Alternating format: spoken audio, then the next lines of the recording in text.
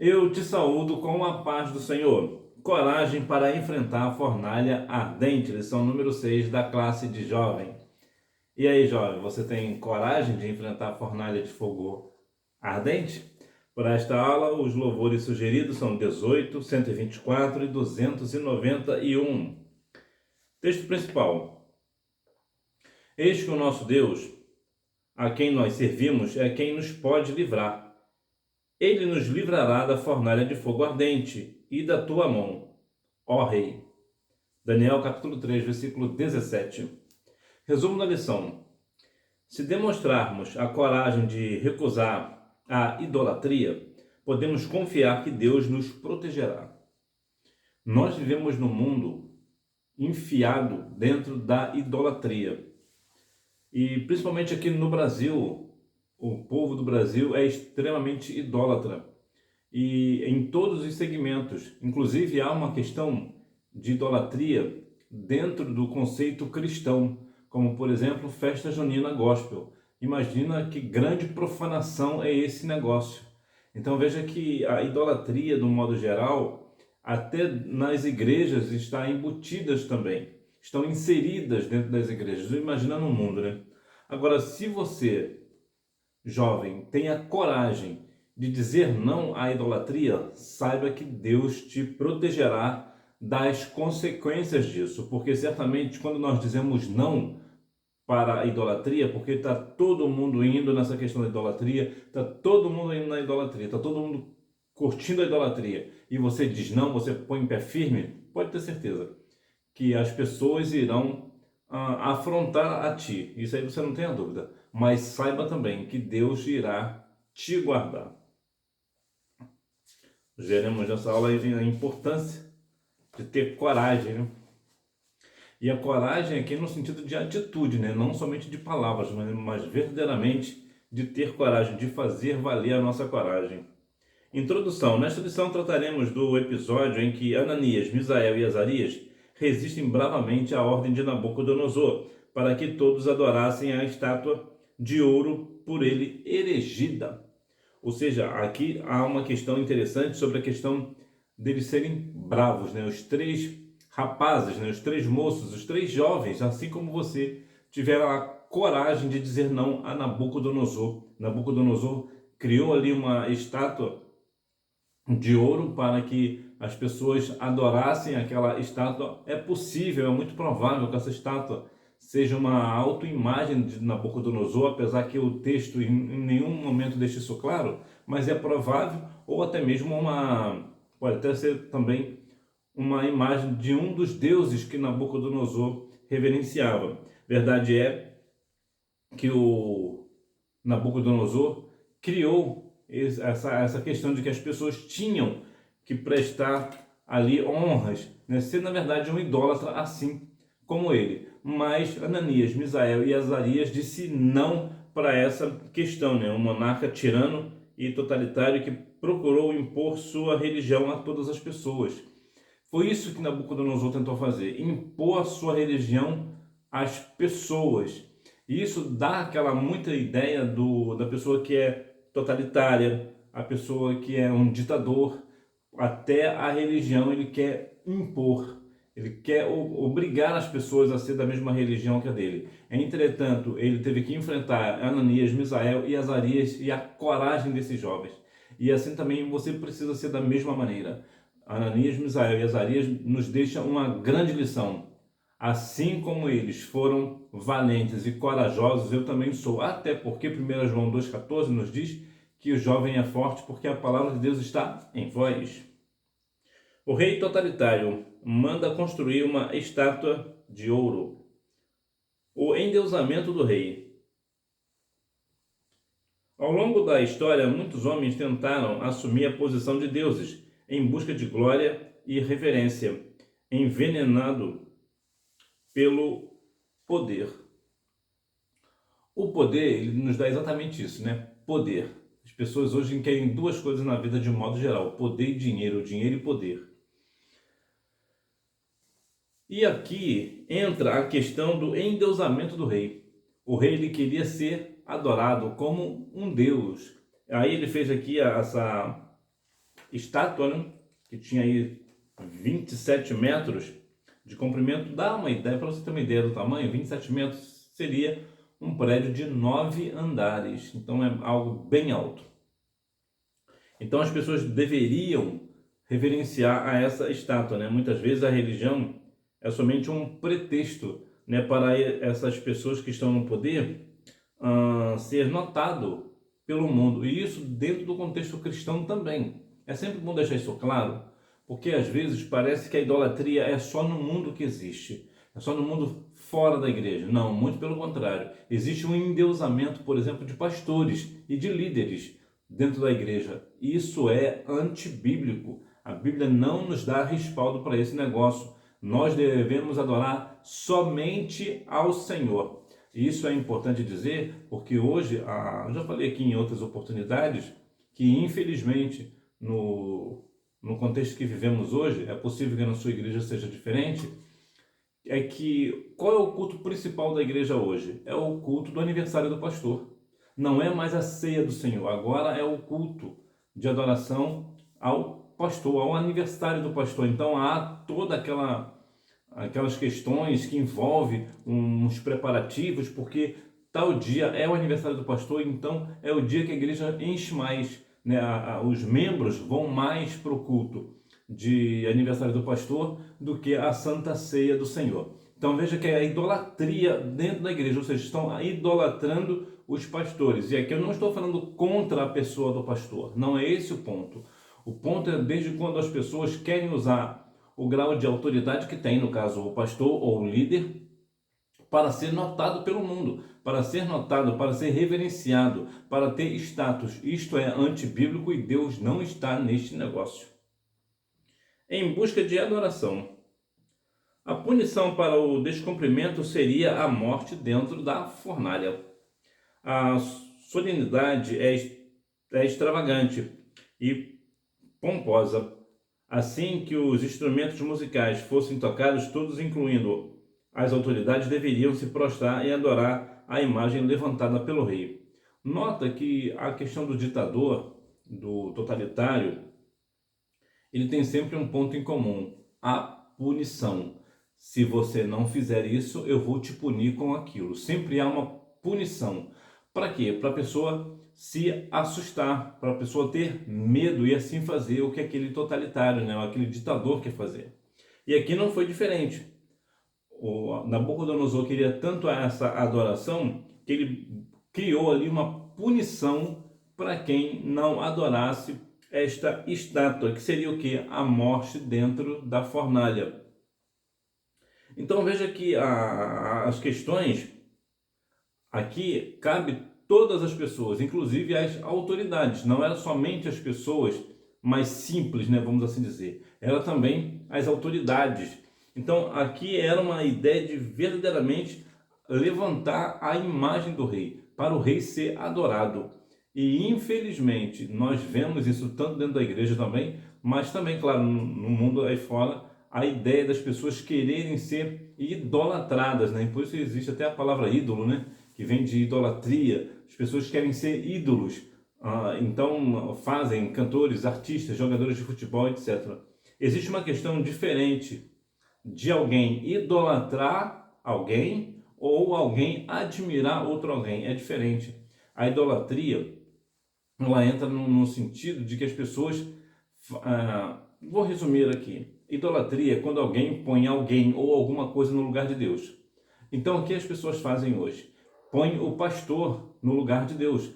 Idolatram mais, dão mais ênfase, né, mais importância à pessoa do pastor do que à presença de Deus. Dão mais importância às questões doutrinárias, que eu digo não doutrinárias, mas costumeiras, né, as questões de costumes, do que a presença santa do Senhor. Vou te dar um exemplo. As pessoas hoje, de modo geral, é claro, existem exceções, mas estou dizendo aqui, coloca todo mundo aqui no mesmo balaio, vai ficar todo mundo igual. Muitas vezes, o que nós fazemos? Nós trazemos para a igreja questões de Israel, por exemplo. Uma pessoa que toca zofar, né, que fala, né, dentro da igreja, que é um tipo de berrante, né, dentro da igreja, que é igual a Israel, e põe uma bandeira de Israel, e põe outros utensílios que vêm de Israel, e trazem coisas de Israel para dizer que é para a santidade.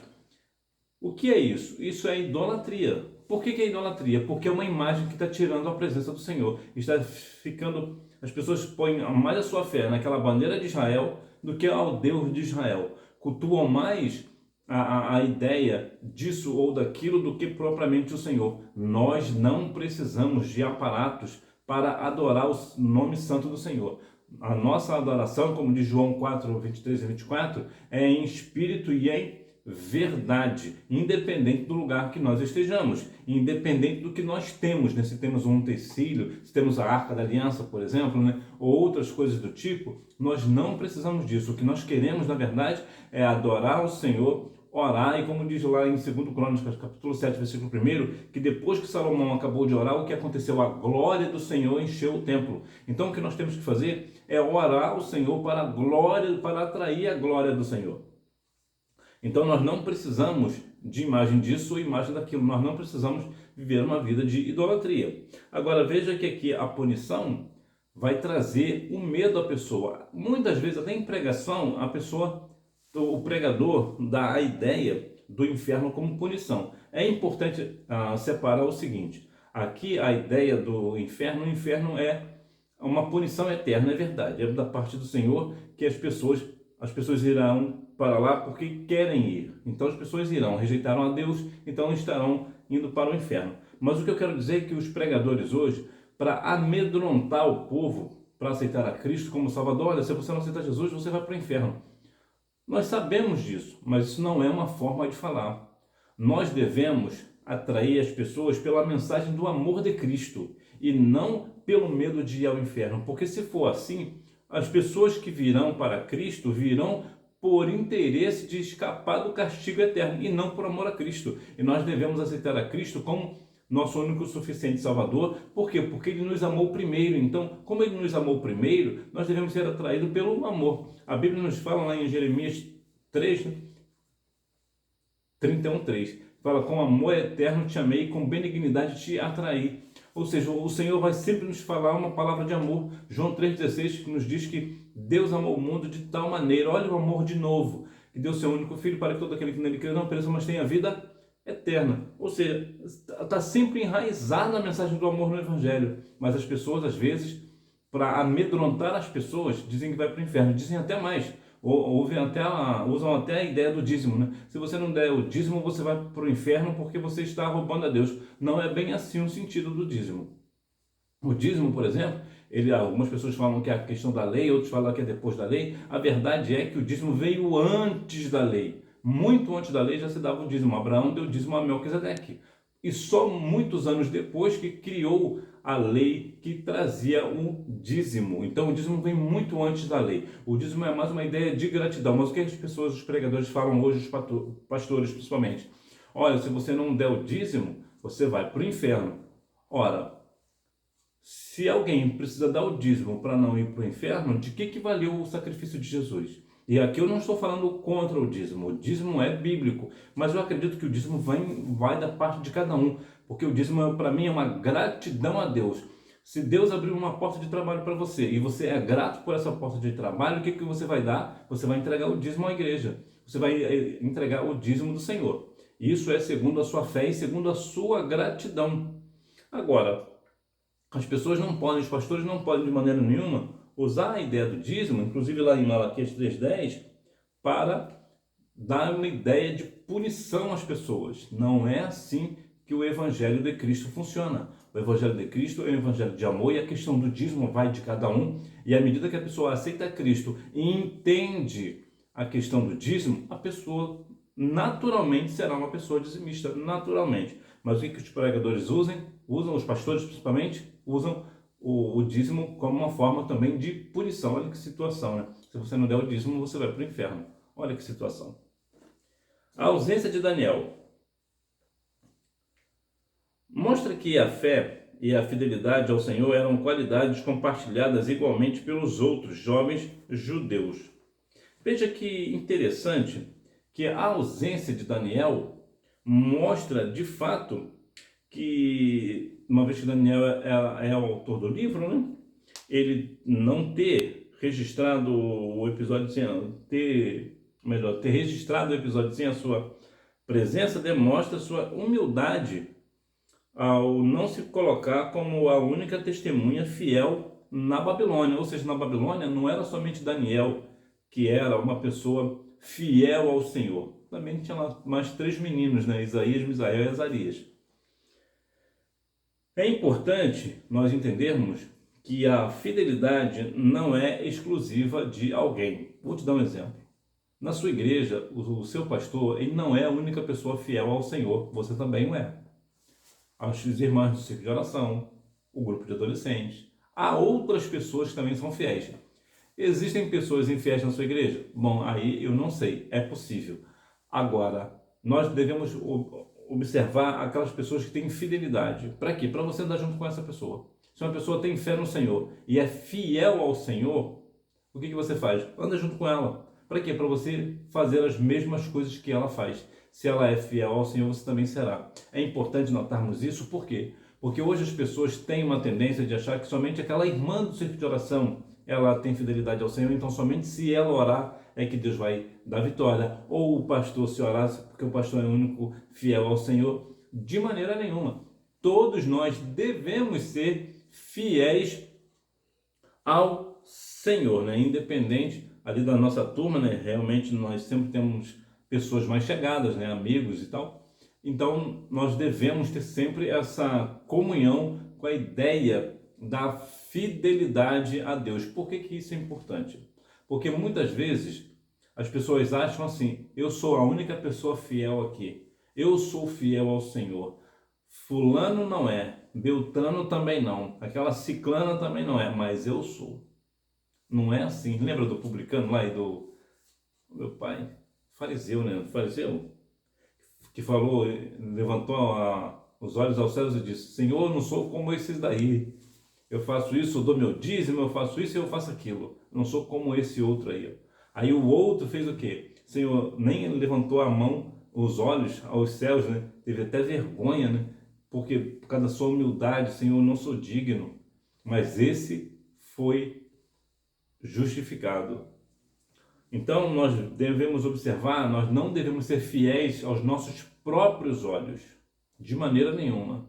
Nós devemos ser fiéis aos olhos do Senhor. Existe um texto interessante, tanto no livro de Jó, quanto também falando sobre a vida de Moisés, que fala uma questão que eu acho uma questão extraordinária, que é a maior patente, vamos assim dizer, que um cristão tem. Que no exército de Deus, no exército de Cristo, é a maior patente que existe, é quando Deus fala. Viu? Quando Satanás foi ter com Deus, lembra que Deus falou para Jó, para o diabo? Tem contemplado o meu servo Jó? E quando Deus falou com Josué, olha, meu servo Moisés é morto, ou seja, a maior patente de um cristão é ser servo, é quando Deus reconhece ele como servo. Então aí cabe aqui para nós, será que Deus está me reconhecendo como servo? Será que eu tenho sido exemplo como servo? Então, quando nós somos servos do Senhor, fiéis ao Senhor, o Senhor ele nos reconhece, ainda que o mundo inteiro não nos reconheça como servo. O importante é que Deus nos reconheça como servos. A coragem dos amigos de Daniel. A denúncia e o perfil dos acusadores. Diante do decreto, alguns caldeus se dirigem ao rei e denunciam o trio de jovens hebreus, dizendo: há uns homens judeus que tu constituíste sobre os negócios da província da Babilônia, Sadraque, Mesaque e Abednego. Esses homens, ó rei, não fizeram caso de ti. A teus deuses não servem, nem a estátua de ouro que levantaste adoram. Olha que questão de acusação. Eles estão aqui acusando, levaram aqui uma questão dos meninos para o rei. Em outras palavras, podemos dizer que foram os fofoqueiros do rei, né?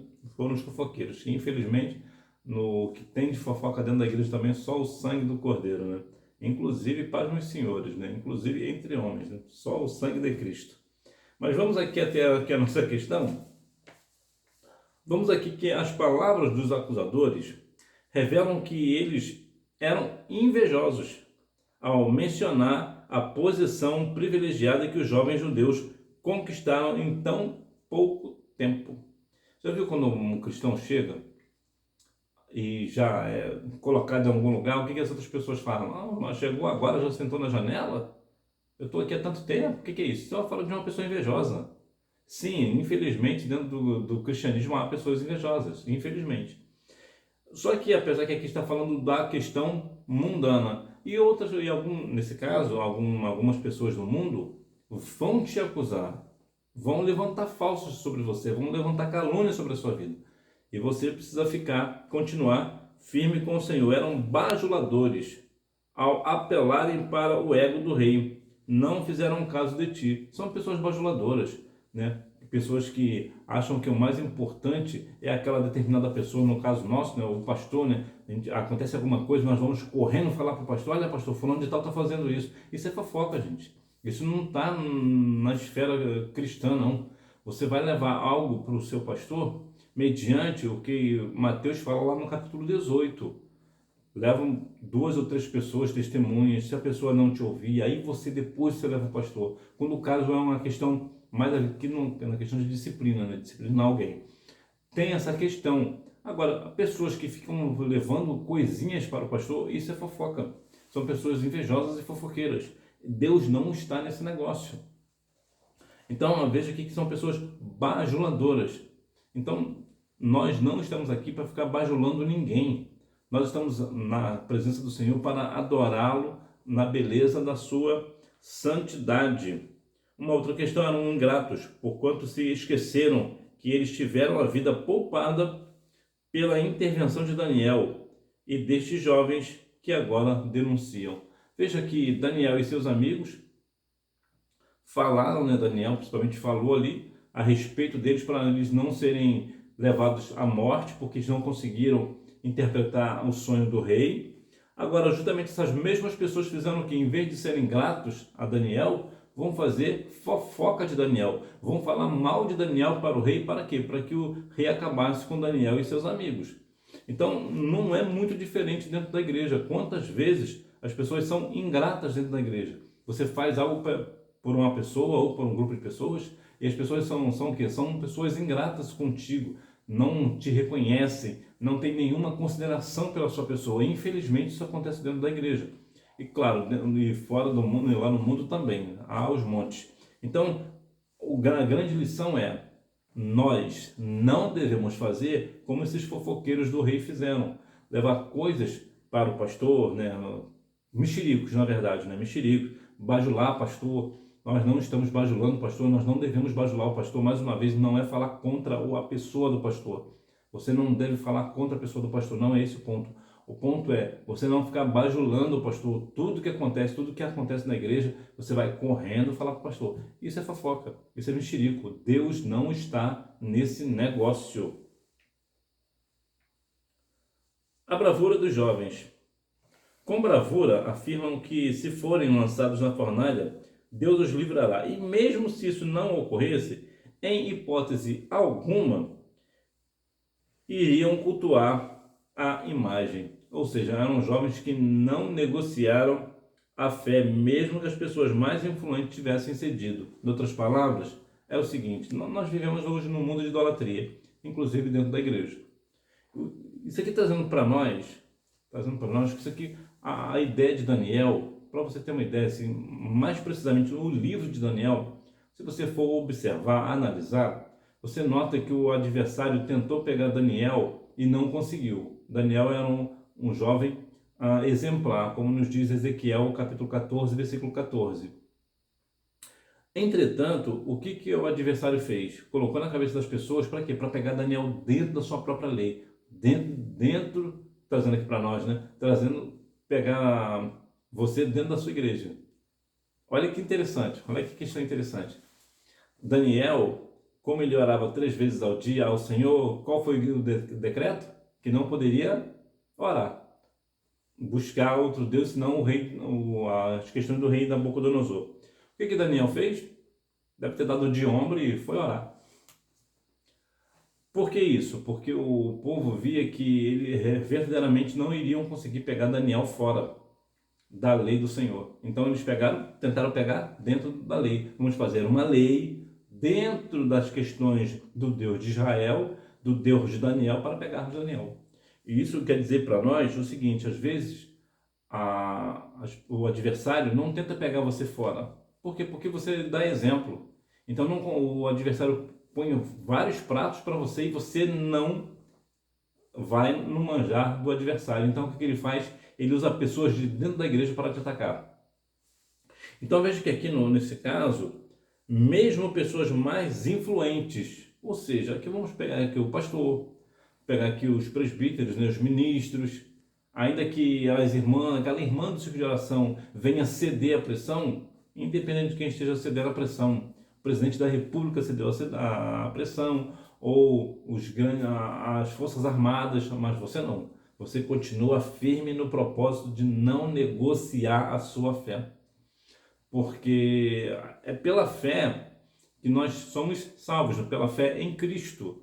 Então, quando nós temos a bravura dos jovens, né, de não negociar, de se firmar, olha, rei, você pode fazer o que você quiser, que nós não vamos ceder ao que você quer. Nós vamos continuar fiéis ao nosso Deus, porque Ele vai nos livrar da fornalha.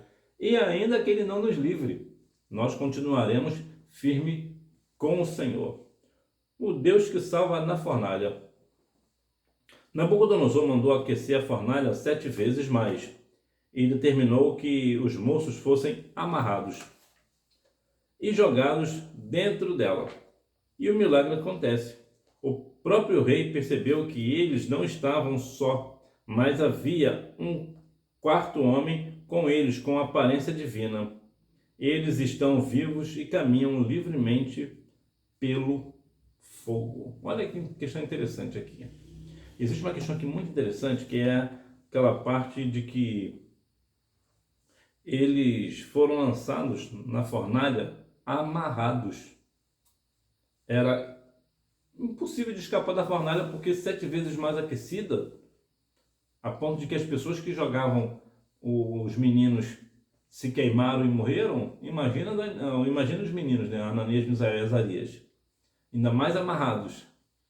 Mas olha que coisa interessante, olha o milagre como aconteceu. Primeiro, que o fogo queimou somente as cordas e eles ficaram livres. Não aconteceu absolutamente nada com os corpos dos meninos. Por quê? Porque uma vez que eles firmaram que não iriam ceder à idolatria, Deus guardou.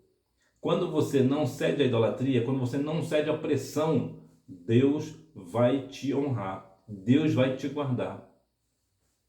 E ainda que seja uma questão para a morte, você vai morrer no Senhor. E ouvirá naquele grande dia: vinde bendito de meu Pai, possui por herança o reino que vos está preparado desde a fundação do mundo.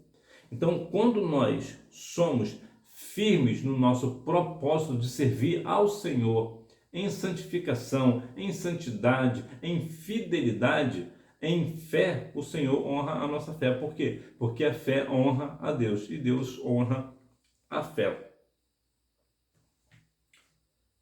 Idolatrias e fornalhas do tempo presente. O pecado da idolatria.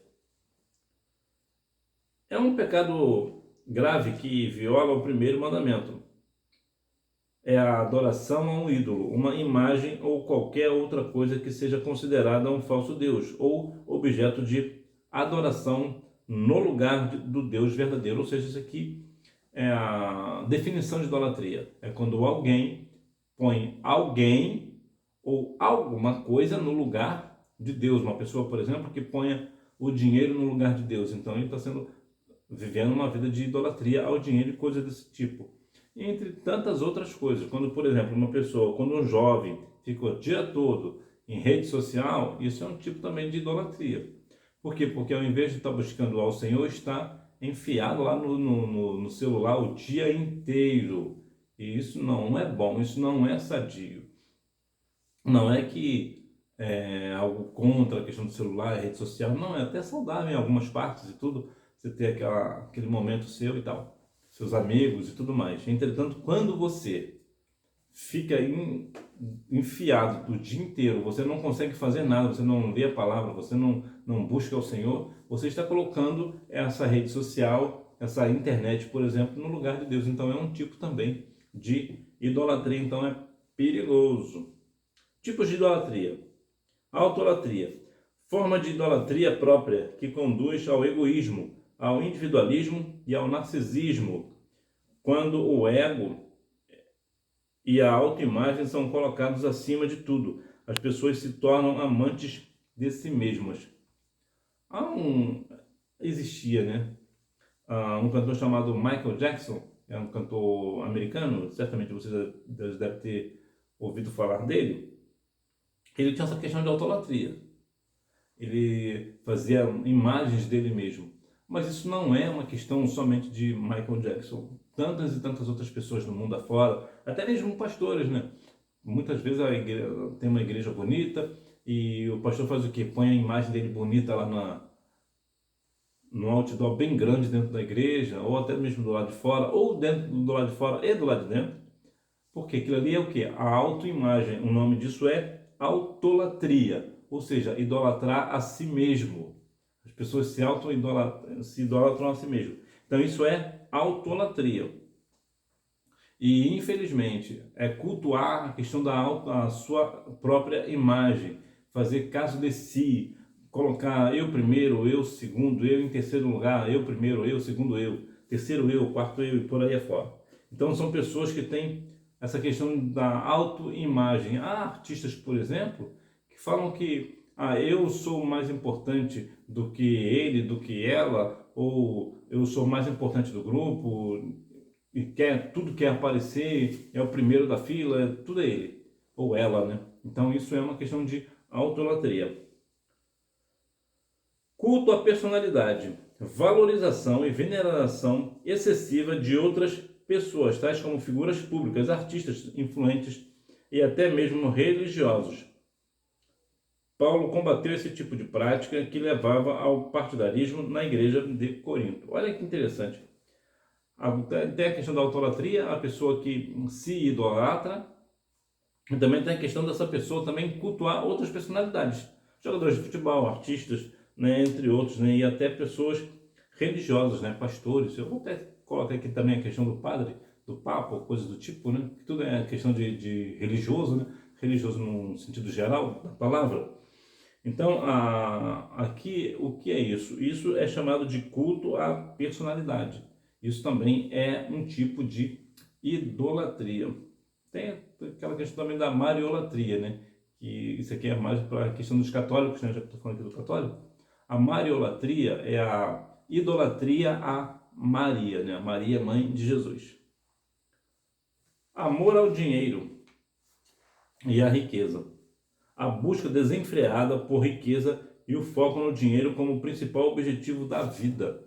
Ou seja, as pessoas não querem saber de Jesus, né? Aquela pessoa não quer saber de Jesus, não quer saber de Deus, não quer saber do Espírito Santo, não quer saber da presença. O importante na vida dele é o quê? Essa pessoa aqui, ganhar dinheiro. Ele vive para ter dinheiro, para ter riqueza, ostentação. Isso é o amor ao dinheiro. E inclusive é importante notarmos que lá em 1 Timóteo capítulo 6, versículo 10, diz lá que o amor ao dinheiro é a raiz de todo mal, e não o dinheiro em si, que algumas pessoas dizem, né, que nós não podemos ter dinheiro porque o dinheiro é a raiz de todo mal. Não, não é o dinheiro que é a raiz de todo mal, é o amor ao dinheiro, que é o caso aqui, é o amor ao dinheiro, a pessoa que só pensa em dinheiro. O dinheiro vem em primeiro lugar, tudo é em primeiro lugar, é o dinheiro, é o dinheiro, é o dinheiro e a riqueza.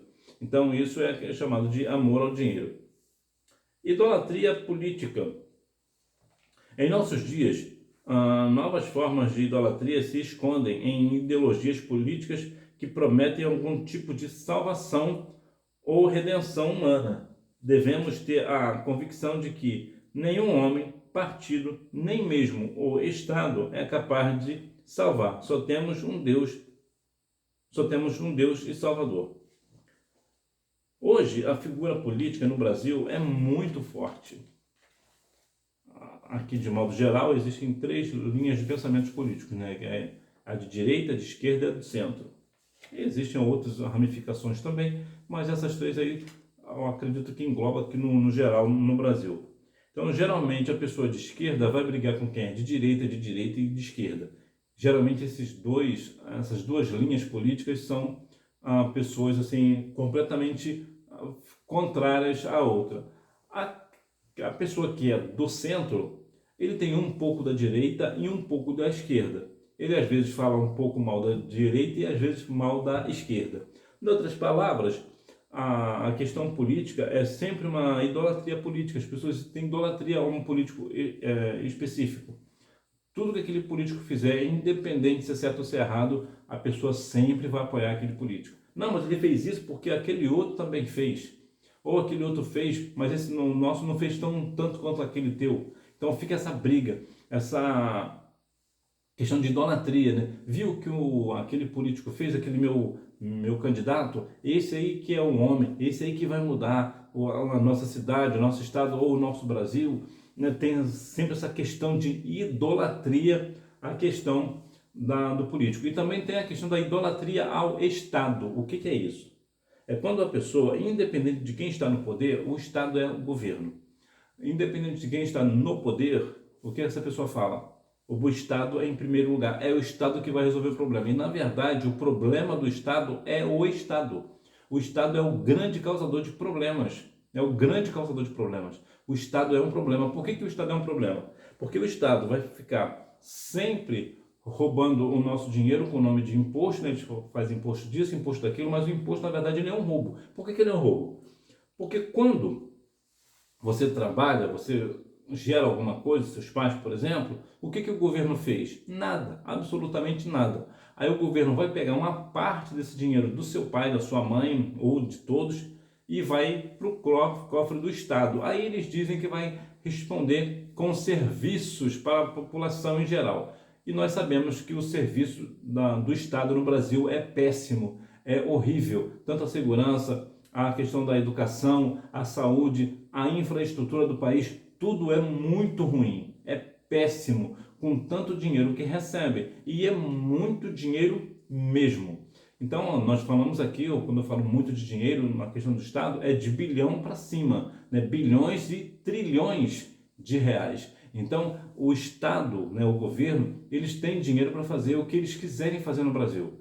Da infraestrutura, fazer grandes questões no Brasil. Por exemplo, independente da cidade que você está me assistindo, todo o serviço público da sua cidade, inclusive condução, era para ser de graça, porque devido aos impostos que nós pagamos, que são muito altos. Existe uma cidade ou outra no Brasil que o serviço público, né, o transporte público, ele é de graça. Inclusive, é até uma questão errada, né?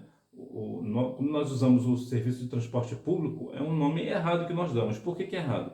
Porque quando você vai embarcar num ônibus, independente de qual seja, você vai pagar a passagem. Então, aquela empresa ali, ela é privada e não pública, ela não é do governo. Ela presta um serviço para o governo, mas ela não é do governo. Então, nós devemos não usar esse nome, né, de transporte público, porque o transporte não é público, ele é pago, né? Nós pagamos ele duas vezes. Pagamos com imposto e pagamos na hora que vamos pagar a passagem, né? Então tem muitas pessoas também que defendem o Estado em todas as esferas. O Estado, repito, é um grande problema, é o grande problema da sociedade brasileira, é o Estado, no sentido de serviços, no que eu quero dizer. Então, isso é a questão da idolatria política. As pessoas idolatram políticos A ou B ou C e também o Estado em geral, né? Sempre é o Estado. Não, o Estado vai resolver o problema. Não, o Estado não resolve. Não resolve. As novas fornalhas.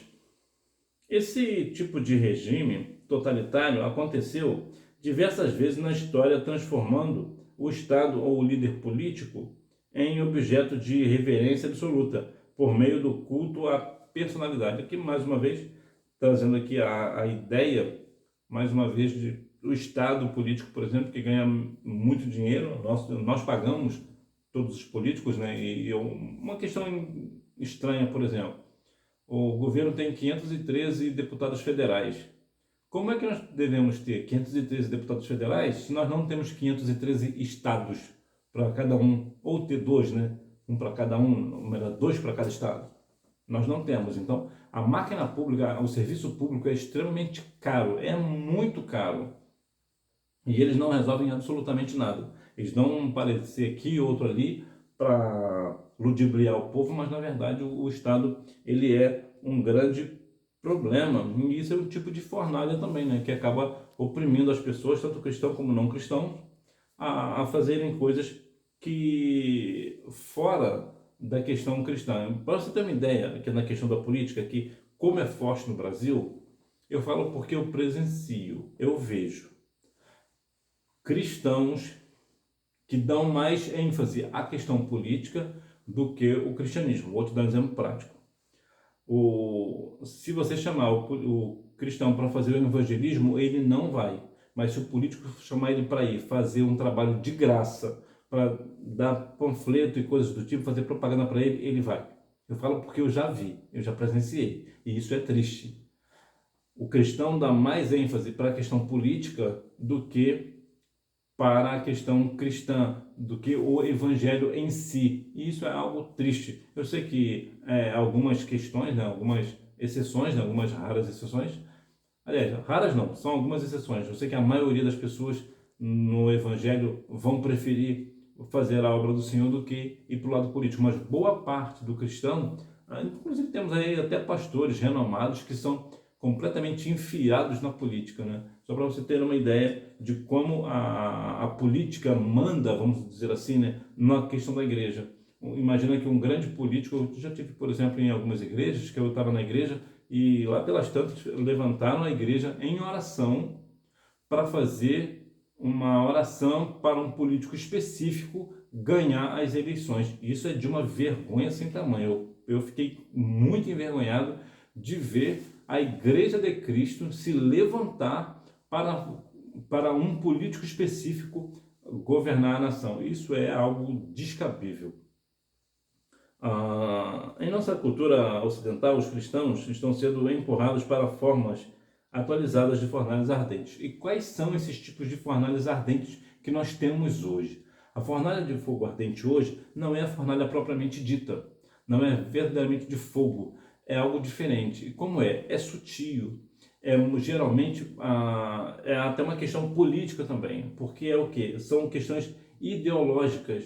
Por exemplo, a questão da homossexualidade, a ideologia de gênero, essa questão agora, né, da linguagem neutra, entre outras coisas, né, a questão também da, como é que fala, o ecumenismo, que é juntar todas as religiões, inclusive o cristianismo, para todos ser uma religião só. Isso é um tipo de fornalha. Por quê? Porque a homossexualidade, a Bíblia é contra. A Bíblia é contra esse negócio. Essas questões da vida que hoje querem, o ecumenismo, por exemplo, a Bíblia é contra. Então, quantas vezes hoje o jovem está envolvido em questões que ele nem percebe que é uma fornalha que ele está. Então, quando uma pessoa cristã, um jovem cristão, está de acordo com questões contrárias à palavra, ele está numa fornalha de fogo ardente. Só que muitas vezes é um fogo que não arde. E por isso as pessoas não percebem que estão numa fornalha. Eu já vi casos, por exemplo, de pessoas cristãs ficarem de acordo com a questão da homossexualidade, por exemplo. Não, mas a vida dela faz o que quiser. Bom, é verdade que uma vez que é o corpo da pessoa, a pessoa faz o corpo do que quiser, com o corpo. Entretanto, um cristão ficar de acordo a ponto de não pregar o evangelho por essa pessoa que é homossexual, porque defende a ideia de que ele pode fazer o que ele quiser com o corpo e nós não temos nada a ver com isso, nós estamos cometendo um erro bíblico, não foi o que Jesus falou? Ide por todo mundo e pregar o evangelho a toda criatura. A pessoa que está na homossexualidade também é uma criatura que também precisa ouvir a palavra do evangelho. Então, se uma pessoa está de acordo com a questão da homossexualidade, não vou falar com essa pessoa, não vou pregar o evangelho para ela, não, porque ela é uma pessoa homossexual, então é gay, é lésbica, ou coisa do gênero, né, que tem tantos nomes hoje, né, que é até difícil de falar os nomes, né? Eu não posso falar com essa pessoa, não, porque eu posso ser preso por homofobia ou coisa do tipo. Isso é o quê? Exatamente isso. É uma fornalha de fogo. Nós estamos nos calando diante da fornalha, diante da idolatria, melhor dizendo. As pessoas estão colocando a idolatria na nossa frente. Olha, ou você fica aqui conosco e não fala contra a nossa homossexualidade, ou nós vamos taxar você como homofóbico e vamos colocar você na cadeia. E o que nós fazemos? Nós nos calamos. Isso está certo? De maneira nenhuma. Aí é que nós devemos falar mesmo. Aí é que nós devemos ser incisivos e decisivos. Sermos firmes. Porque ainda que nós formos para a cadeia por conta disso, o Senhor nos guardará. Por quê? Porque o importante, jovem, é você não estar em acordo com o mundo. Você vai sempre ir contra o mundo. Por quê? Porque Tiago nos fala que a amizade com o mundo é inimizade com Deus. Ou seja, ou você vai ter amizade com o mundo, ou você vai ter inimizade com Deus. Ou você vai ser amigo do mundo, ou amigo de Deus. Não dá para ser amigo dos dois. Ou é um, ou é outro. Aí a decisão é sua. Conclusão. Hoje a Igreja de Cristo se depara com pressões para ceder a ideologias prejudiciais. Então veja que hoje, a grande fornalha hoje, é essa questão que nós temos. É sermos firmes no nosso parecer. Não é porque, por exemplo, um político A, ou um político B ou C, vai tomar uma decisão completamente arbitrária contra a palavra e nós vamos aplaudir. Não, eu não posso ser contra ele não, porque se eu for contra ele, eles podem me lançar na cadeia, então eu tenho que ficar aqui quietinho no meu canto, eu tenho que aceitar. Não, não temos. Não temos. A Bíblia diz que mais vale obedecer a Deus do que obedecer aos homens. E nós devemos ficar firmes na presença do Senhor e não ceder às pressões da idolatria. Hora da revisão. Número 1, no campo de Durão. Número 2, indica que a coragem e a fé não eram exclusivas dele. Número 3, 7 vezes mais. Número 4, é um pecado grave que viola o primeiro mandamento. Êxodo capítulo 20, versículo 3. É a adoração a um ídolo, uma imagem ou qualquer outra coisa que seja considerada um falso Deus, ou objeto de adoração no lugar de Deus, do Deus verdadeiro. Número 5. Autolatria, culto à personalidade, amor ao dinheiro e à riqueza e idolatria política. E aqui eu vou acrescentar a questão mais uma vez da mariolatria, né, que é a questão de a pessoa, isso aqui na verdade é mais a questão dos católicos, né, a mariolatria, que é idolatrar Maria. E que nós venhamos cada dia mais ter coragem para enfrentar a fornalha ardente, ainda que hoje essa fornalha ardente venha de uma forma muito sutil, né, muitas vezes usando a palavra amor, né? Hoje essa fornalha tenta enganar o jovem com a palavra amor. Olha, a questão da homossexualidade é porque uma pessoa do mesmo sexo da outra ama a outra. Então é amor, tudo é amor e Deus é amor. Então nós devemos aceitar porque é amor. Não, não é amor. Isso não é amor. Deus não está nesse negócio. Então muitas vezes a questão da fornalha de fogo ardente hoje vem de forma diferente, vem de forma sutil. É o famoso não tem nada a ver. Ah, mas isso não tem nada a ver, não tem nenhum problema. Você ir numa festa junina gospel, você ir num carnaval gospel, ou isso ou aquilo, ou participar aqui conosco dessa questão do encontro de pessoas que são gays, né? Uma questão direta aqui, né? Que tem passeatas. Você tem que ser a favor, porque tudo aqui é amor. Ou na questão do ecumenismo, né? Ah, fica aqui conosco, nessa religião X aqui, somos todos irmãos, falamos do mesmo Deus. Isso é a fornalha de fogo ardente. Por quê? E essa, na verdade, essa sim é uma fornalha de fogo ardente também. Por quê? Porque a pessoa que entra nessa falácia, nessa conversa de que a homossexualidade é amor, não está penalizando ninguém, então você, como é de Deus, você e Deus é amor, então tem amor aqui envolvido, você tem que estar aqui. Ou a questão da religião, que eu não falo mal da sua religião e você não fala mal da minha, ou a gente se respeita, então você fica aqui conosco, come juntamente conosco. Se a pessoa faz isso, o que acontece? É exatamente isso. Vai para o inferno, vai para a perdição eterna. E quer a fornalha de fogo pior do que essa, do que o inferno? Então melhor nos é ser lançado na fornalha de fogo ardente, porque nós somos fiéis ao Senhor. Nós não vamos ceder à questão da homossexualidade, não vamos ceder à questão de outras pressões desta natureza, né, questão de religiões, por exemplo, nós vamos respeitar as outras religiões. Isso nós respeitamos a todos. Respeitamos a pessoa homossexual, claro que respeitamos. Os gays, as lésbicas, nós respeitamos, claro que respeitamos. Nós não faltamos com respeito com elas, mas nós vamos falar contra a questão do pecado. Claro que vamos. Por quê? Porque Deus nos chamou para esse negócio. Deus nos chamou para esse negócio, porque quem está participando deste negócio vai ouvir naquele dia o quê? Apartai-vos de mim, que eu não vos conheço. Então, se nós quisermos de fato, nós viemos para o Evangelho pelo amor a Cristo. Agora, se de fato nós temos amor a Cristo, nós vamos continuar como? No mesmo propósito, de adorar e bendizer o seu santo nome e ser completamente contra tudo aquilo que a palavra de Deus condena, ainda que nós venhamos ir para a fornalha de fogo ardente, mas naquele grande dia nós ouviremos: vinde bendito de meu Pai, possui por herança o reino que vos está preparado desde a fundação do mundo. Mateus 25, 34. Que Deus em Cristo continue abençoando a sua vida e você me vê na próxima aula, se Deus quiser. Tchau!